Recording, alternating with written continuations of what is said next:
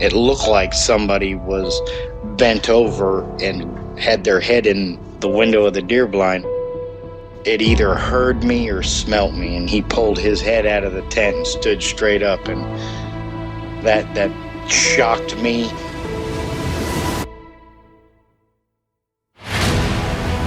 They don't make people that big.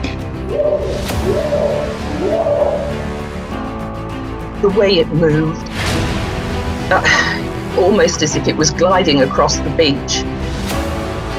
I've never seen anything move like that in my life. They were screaming at each other in gibberish. It sounded like a language, and they were chuntering away back and forwards, back and forwards, back and forwards. I know what a bear looks like, and there is no way on this planet that what I saw were bears.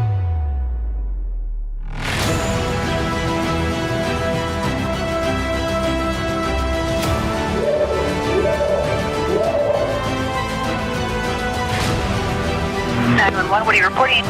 Jesus Christ, you better... Sheriff? Zia! Hello? Get somebody out here.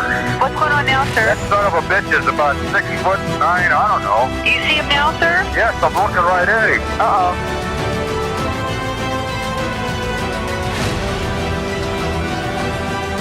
This is Cindy from Virginia, and you're listening to the one and only Sasquatch Chronicles.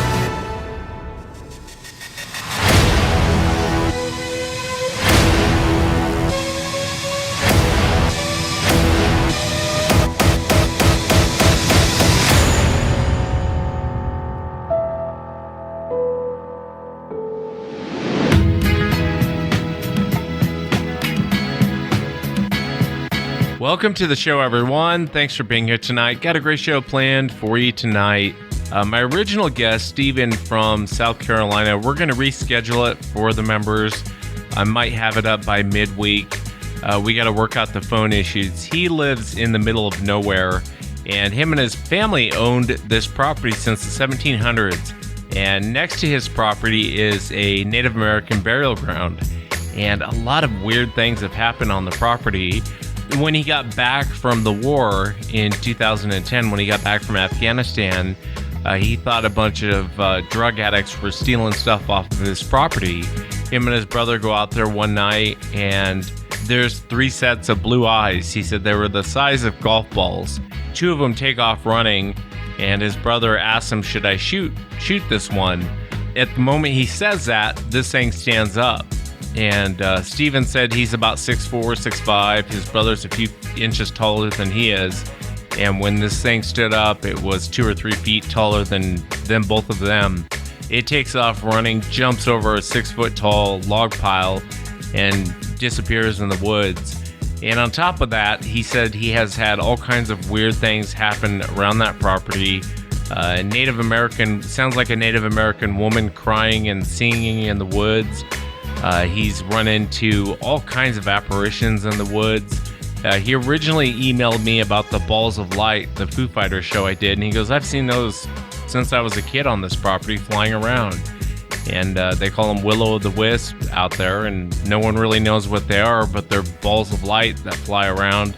It's a very fascinating witness to talk to because of the property he lives on and all of the strange stuff going on this property. So we'll be having Steven coming up here probably next week, as long as we can figure out the phone issues. I want the eyewitness to be as clear as possible. So look for that here in the near future. Tonight we're going to be chatting with Jim, and Jim comes to us from Minnesota.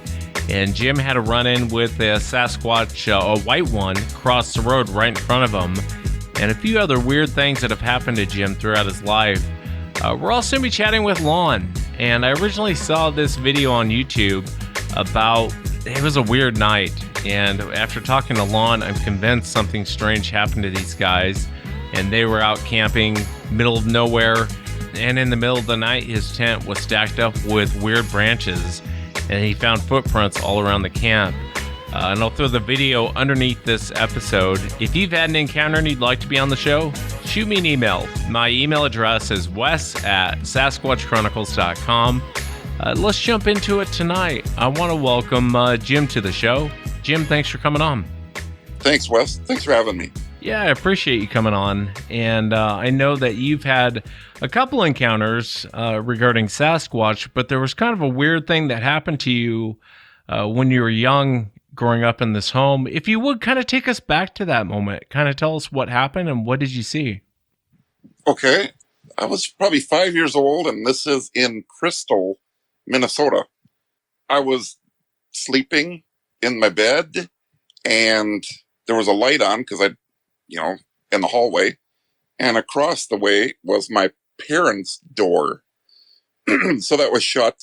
My bedroom door was open, and funny, I never had had my own room. My sister was sleeping in the bed across the way, but she was passed out.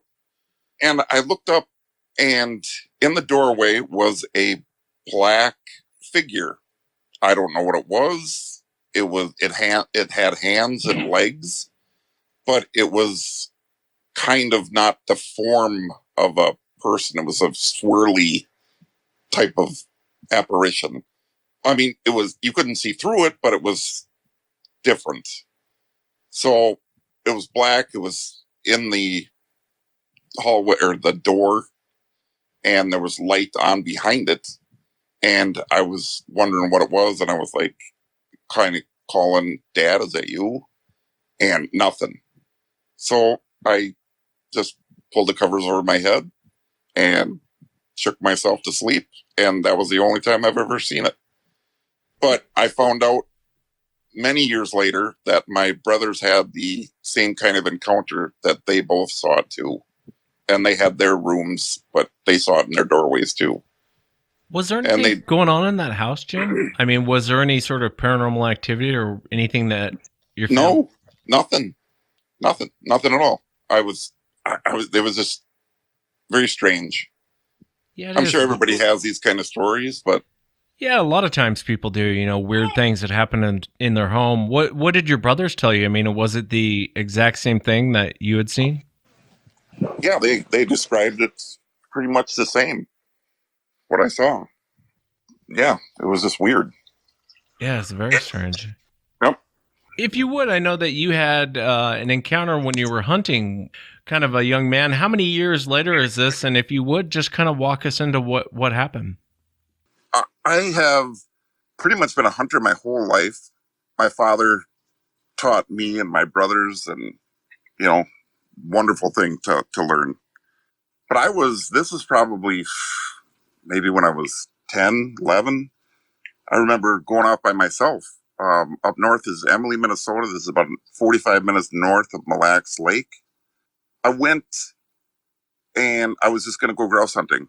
You usually hunt with a shotgun, but I think that was too big for me at the time, so I had a little 22. And I was walking down this trail, and I'm about 2 miles from my cabin that my father had.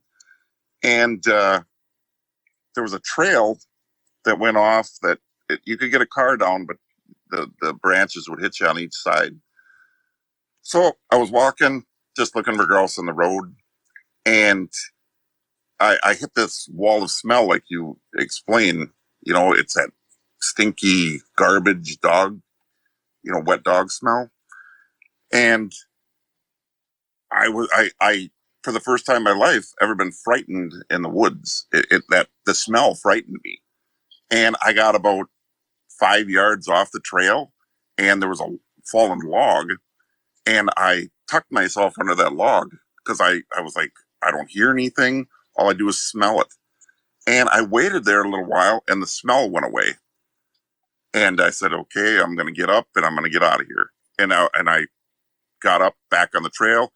I started walking, and off on my left-hand side as I'm walking east, I saw a big brown object by a tree standing there.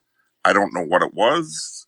I couldn't get a good look at it, but I took off, and I think I ran 2 straight miles back to Highway 6 over about half a mile from my cabin. So that was that little experience. When you walked into it, was it like a wall of smell?